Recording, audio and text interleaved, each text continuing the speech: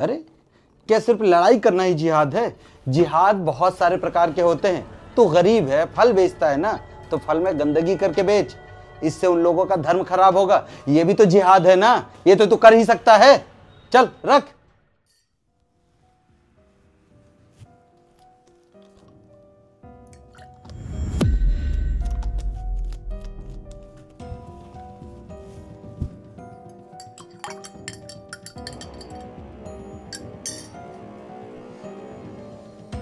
Ma'am साहब, आपका juice. Thank you Ramu.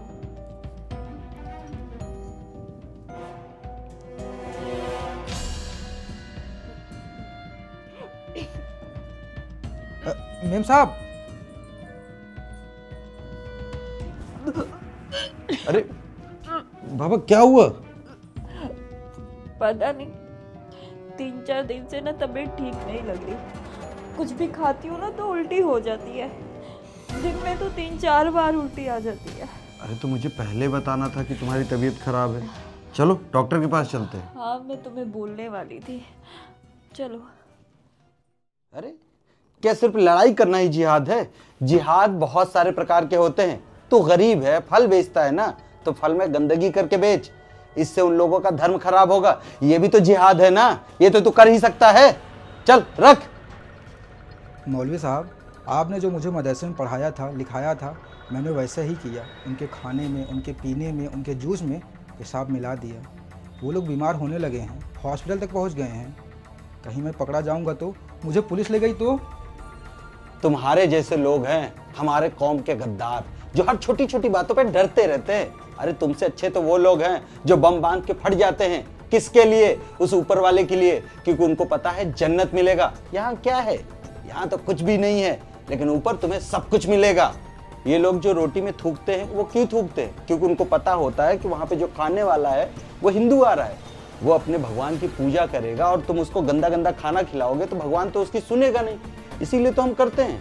और ये सब जो वीडियो आती है कब आती है? नवरात्रि के टाइम पे, जब हिंदू लोग उपवास रखते हैं, फास्ट रखते हैं। कभी कोई जूस में गंदगी मिला देता है, क्यों? क्योंकि उसको पता होता है कि वो भगवान की पूजा करेगा। अब गंदगी में अगर भगवान की पूजा भी करोगे ना, तो ऊपर वाला सुनेगा नहीं। इसी वजह से तो हम सब करते हैं। मौलवी साहब, कहीं उनको कुछ हो गया तो? अरे हो गया तो हो जाए, इसे तुझे क्यों? अरे हमारे कौम के लोगों को कुछ हो तब सोचना। और वैसे भी हमारे कुरान में इन काफिरों को मौत के बारे में लिखा गया है। हम तो इनको मार नहीं रहे, यही काफी है। अरे डरो मत, हम हैं तुम्हारे साथ। वैसे एक बात बता, तुझे कितने बच्चे हैं? मौलवी साहब, 6 बच्चे हैं। सोच रहा हूँ अब ऑपरेशन करवा दूँ। लाहौल वाला, ये तू क्या करने जा रहा है? तू तो काफिरों वाली हरकतें करने जा रहा है। अरे अगर तेरी बेगम बच्चे पैदा करने के लायक नहीं है तो दूसरा निकाह कर, दूसरी बेगम ला। बच्चे जितने भी पैदा करेगा उतना ज्यादा अच्छा है। अब 50-60 बच्चे जब तू पैदा करेगा तो इसी में से कुछ निकल के आएंगे जो हमारे मजहब के लिए आवाज बुलंद करेंगे, हमारे मजहब के लिए लड़ेंगे। तू क्या करने जा रहा है? हमारे मजहब में तो बच्चे जितने पैदा करो, 80 साल तक पैदा करते रहो, वो सब भी सुन्नत है। मौलवी साहब, मैं तो डर ही गया था, लेकिन आपके पास आने के बाद मेरा डर खत्म हो गया। मुझे अपने मजहब के लिए जो भी करना पड़े, मैं सब कुछ करूँगा। हाँ ठीक है। अच्छा सुन, रुक, ये ले कुछ पैसे रख, और भी जरूरत होगी तो बता देना। चल जा।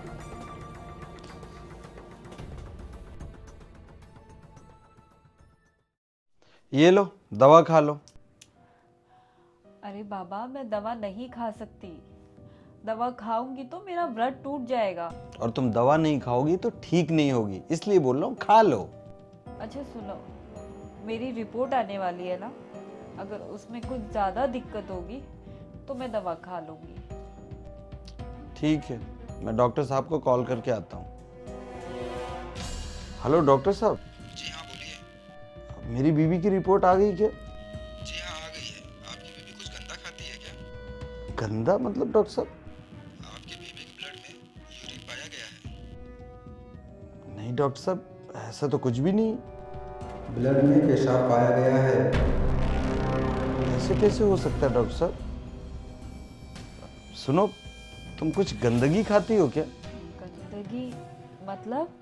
मतलब तुम्हारे शरीर में गंदगी पाई गई है। मैं तो अभी कहीं बाहर भी नहीं जा रही हूँ और मेरे तो व्रत चल रहे हैं। मुझे रामू जो कुछ खाने को देता मैं बस वही खाती हूँ। अच्छा एक बात बताओ, रामू से तुमने आधार कार्ड उसका लिया था? मैंने उसे कई बार मांगा आधार कार्ड, पर वो हमेशा कोई ना कोई बहाना लगा देता है। क्या हुआ, सब ठीक तो है? हाँ हाँ ठीक है, तुम टेंशन मत लो। रामू, जी साहब। मैंने तुझे कुछ बोला था ना, इतने दिनों से बोल रहा हूँ कि तू अपना आधार कार्ड दे, अभी तक दिया क्यों नहीं? साहब महीने में 3 बार बोलते हैं आधार कार्ड के लिए। मैं कोई चोर दिखता हूँ, चक्का दिखता हूँ आपको? आपके घर में पिछले 3 महीने से काम कर रहा हूँ, कुछ चोरी हुआ नहीं ना? कल लाकर आधार कार्ड दे दूंगा आपको, तभी काम पे आऊँगा। हाँ, कल के कल मुझे आधार कार्ड चाहिए तेरा। ठीक है साहब।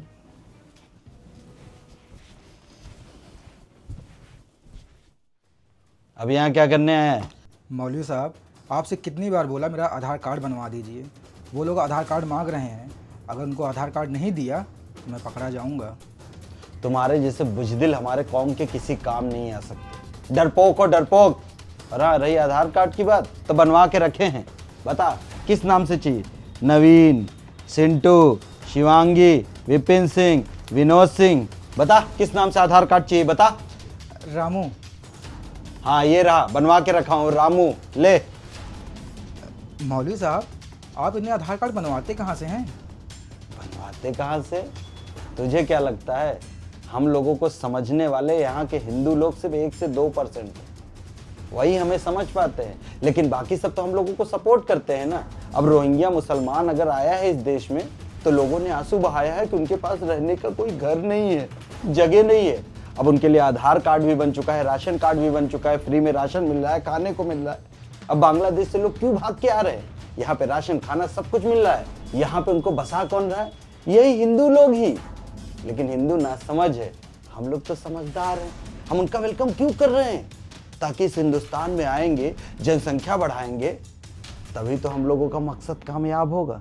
तभी तो हम हिंदुस्तान में इस्लाम का परचम बुलंद करेंगे और इस्लामिक कंट्री बना पाएंगे। ठीक है मौलवी साहब, मैं चलता हूँ। मुझे अपना काम पूरा करना है, अपने मकसद में कामयाब होना है।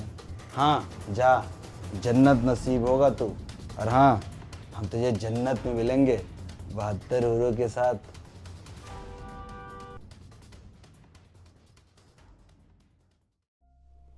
ये ज्वेलरी दिलाओगे ना? नहीं। साहब ये लीजिए आधार कार्ड, डेली बोलते रहते हैं। रामू मेरे लिए जूस ले आ। ठीक है मालकिन, लाता हूँ। देखा, तुम बेवजह ही रामू पर शक कर रहे थे। मालकिन आपका जूस। मेम साहब आज जूस नहीं पियेंगे रामू, तूने बनाया है ना, तो ये जूस तू पी। साहब मैं कैसे पी सकता हूँ? आप ही घर का नौकर हूँ, आप ही गिलास में जूस कैसे पी सकता हूँ मैं? अरे बोला ना पी। नहीं साहब। पी।